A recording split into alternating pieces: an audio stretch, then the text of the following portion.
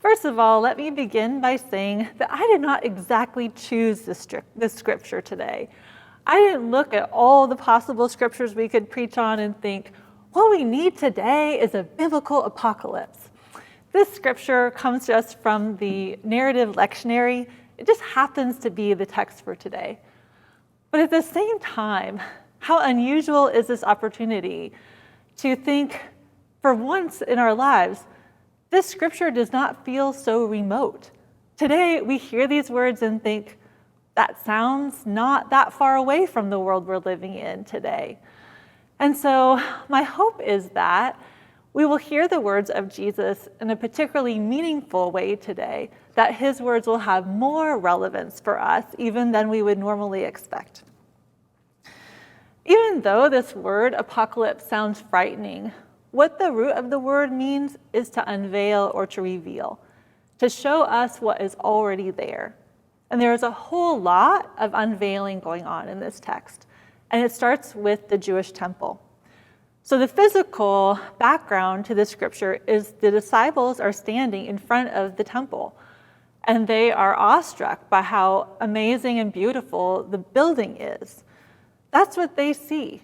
And they comment on it to Jesus and say, "Teacher, look, what awesome stones and buildings." That is what is visible to them.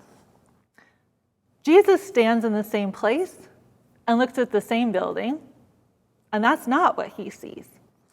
He says, "Do you see these enormous buildings?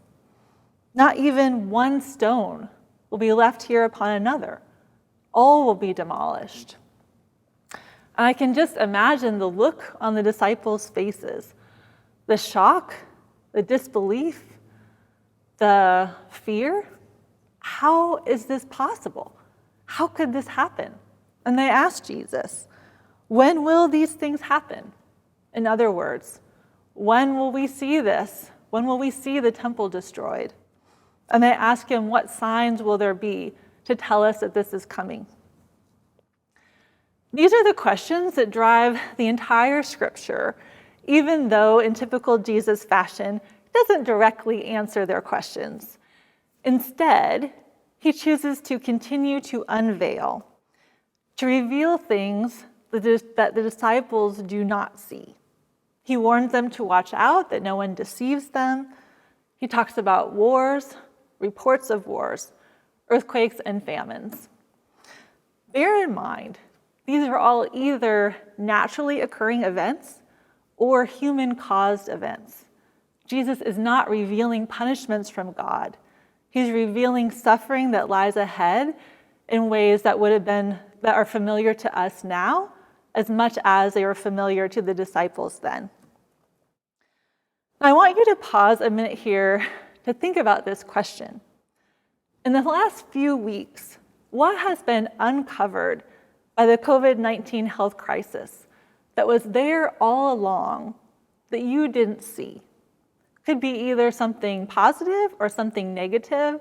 I believe both kinds of uncoverings are going on right now. So take a minute to reflect on this for yourself, or talk to your neighbor that you're attending church with this morning, and just think about this. What has been uncovered for you in the last few weeks?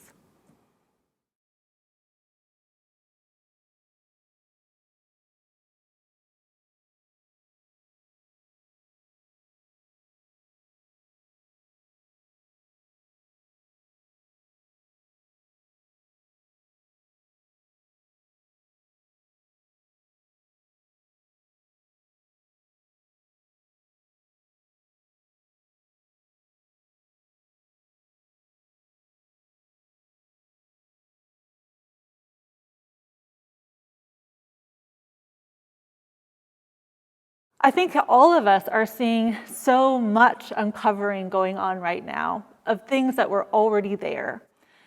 And for me particularly, I just noticed the ways in which our interconnectedness to one another is being revealed in a million different ways. The ways in which an invisible virus can upend lives around the world. We see that our economies are interconnected. Our lives and our work are interconnected. Our ability to go get groceries at the grocery store depends on the farm workers who pick our produce, depends on the truck drivers willing to ship our supplies, and the grocery store workers who keep going in day after day to stock the shelves. Our lives depend on the courage of healthcare workers to go and do their jobs. And their lives depend upon having the equipment and the supplies they need. We also see the cost of ignoring all the ways in which we're interconnected. The fact that a good social safety net protects all of us, that someone else's ability to seek health care or to take a sick day does impact me very much so. We also see that in times where the advice is to stay at home, that's really hard when you don't have a home. We see the cost to all of us of mixed messaging about the virus and the cost of not being prepared for a global health crisis on this scale. But that's also not all we see. I think we also realize the ways in which regular, ordinary life was actually much more beautiful than we realized. There's probably never been a time when a day in our regular lives looks so good. Hugs, gatherings, the ability to drop in on friends, restaurants, movies, these are the things of normal life. And they are great things. Church, for instance. I've talked to so many people who miss church. There is an unveiling going on, and we would be wise to see what is being unveiled, both for our world and for ourselves. I also want to stress that there's a warning that Jesus gives his disciples that is embedded in his uncovering that is important for us. And he says, beware that no one deceive you. Watch out for that. The same should apply to us. Not all information is equally valuable or equally true. We need to listen to our public health experts.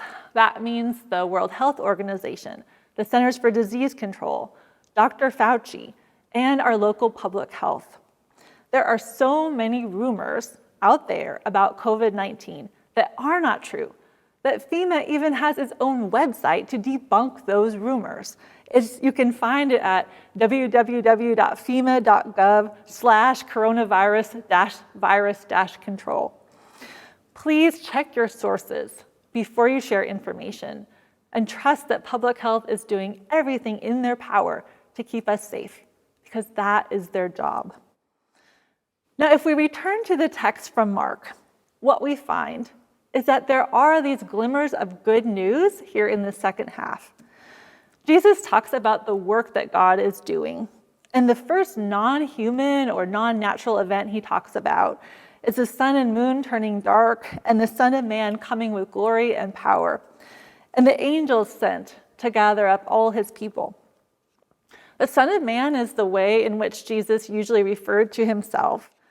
And we know that early Christians expected this event to happen any day, anytime.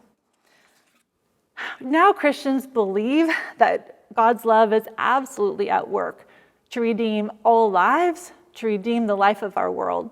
But we no longer have expectations around the time horizon of that event. But at the same time, I think we can hear, along with the disciples, that there is a promise here that Jesus does not forget his people, that we are not abandoned. And in the meantime, the disciples can look for new life to emerge. They can watch for that new growth on the fig tree. And even as they waited, Jesus still has work for them to do. They would need to take care of the household and look after one another and do the work of justice and compassion they have been given. They will be waiting for things to shift and change, but they won't be waiting idly. They still have work. Now, I want you to take another moment and think about these visual images of hope. The idea of Jesus returning or sending his angels to gather up his people. The image of new life and growth on the fig tree. And the image of God's people at work maintaining the household. And think about, which of these give you courage today? Where do you find strength and hope in these images? Either reflect on them on your own or turn to your viewer of worship and talk about these together.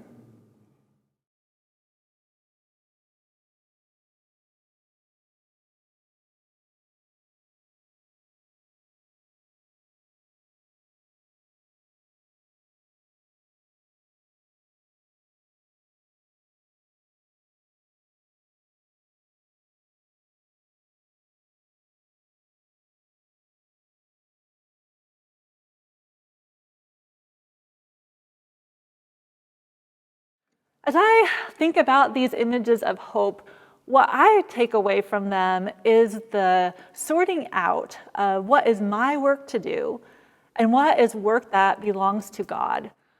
As much as I wish I had the power to make new life sprout on that fig tree, that is not something I can do.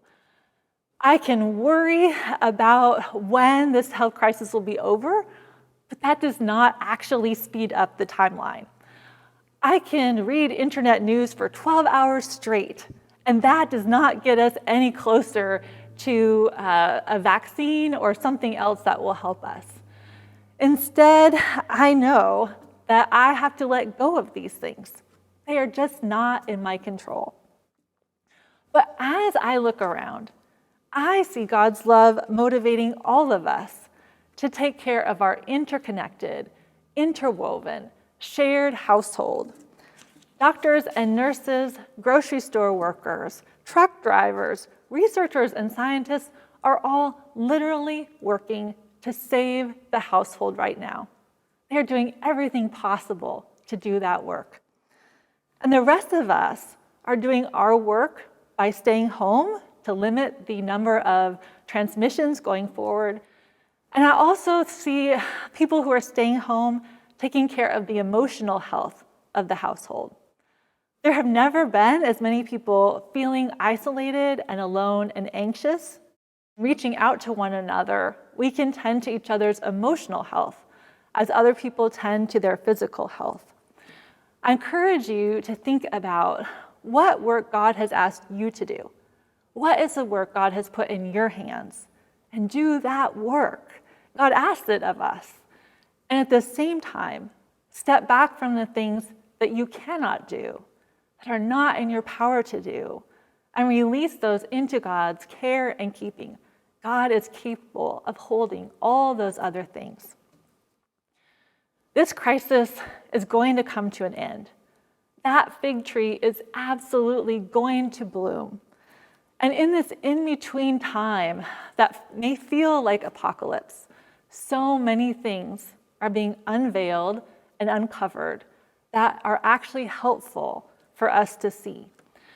We can pay attention to the problems and the issues that are being revealed, as we also see the ways in which God's love is at work in incredible ways. Ordinary people are doing extraordinary work in the power of love. It's not something we see so clearly every day, and it is visible now. We can stay focused on our own work and the work God has given us, and trust God to hold the rest. And most of all, we can join with God's people across time and lean on our faith, trusting that, yes, God is at work in the world, and the power of God's love and presence is with us to give us the strength we need, the encouragement we need, and the courageous hope we need to see this crisis through together. May it be so. Amen.